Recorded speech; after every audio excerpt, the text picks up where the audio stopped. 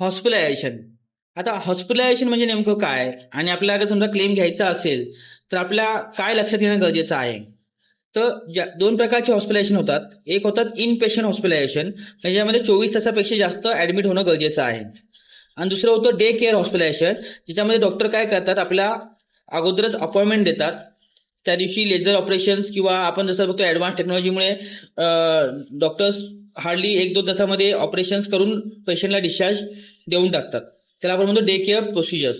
बरोबर. तर असे दोन प्रकारचे हॉस्पिटलायझेशन होतात. आता दोन्ही हॉस्पिटलायझेशन मध्ये काय होतं की प्री आणि पोस्ट ह्या दोन्ही गोष्टी त्यामध्ये येतात. आता बघा हॉस्पिटलायझेशन मध्ये पण जसं आपण पहिले दोन प्रकार आहेत, 24 हॉस्पिटलायझेशन होणं, दुसरं डे केअर होणं. आता त्यामध्ये पण एक असतं प्लॅन हॉस्पिटलायझेशन, दुसरं असतं इमर्जन्सी हॉस्पिटलायझेशन. आता प्लॅन हॉस्पिटलायझेशन म्हणजे काय की एखाद्या व्यक्तीला समजा स्टोनचा प्रॉब्लेम आहे, युरिन स्टोनचा प्रॉब्लेम आहे, तर त्याची जी ट्रीटमेंट होते ती प्लॅन ट्रीटमेंट प्रमाणे होते.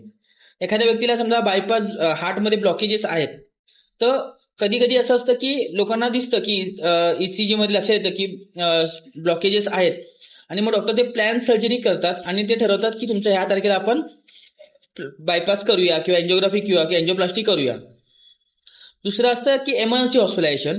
एमर्जन्सी हॉस्पिटलमध्ये काय होतं की काहीतरी अचानक घटना घडते आणि एमर्जन्सी पेशंटला हॉस्पिटलमध्ये ऍडमिट करावं लागतं. एक तर असतं ऍक्सिडेंट, दुसरं असतं हार्ट अटॅक, पॅरालाइज, स्ट्रोक. अशा केसमध्ये काय होतं की एमर्जन्सी आपल्याला हॉस्पिटलमध्ये ऍडमिट करायला लागतं.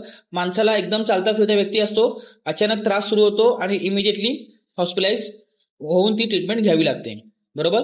तर याच्यामध्ये हॉस्पिटलायझेशनचे प्रकार आहेत आणि हॉस्पिटलायझेशन मध्ये 24 हॉस्पिटलायझेशन आणि डे केअर हॉस्पिटलायझेशन गरजेचं आहे.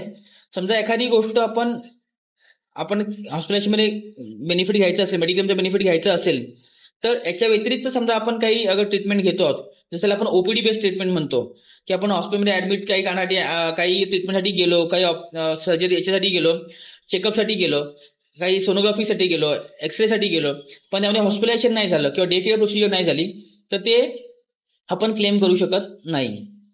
तर आपल्याला हे लक्षात घेणं फार गरजेचं आहे की हॉस्पिटलायझेशन होणं फार गरजेचं आहे आपल्याला जर क्लेम हवा असेल तर.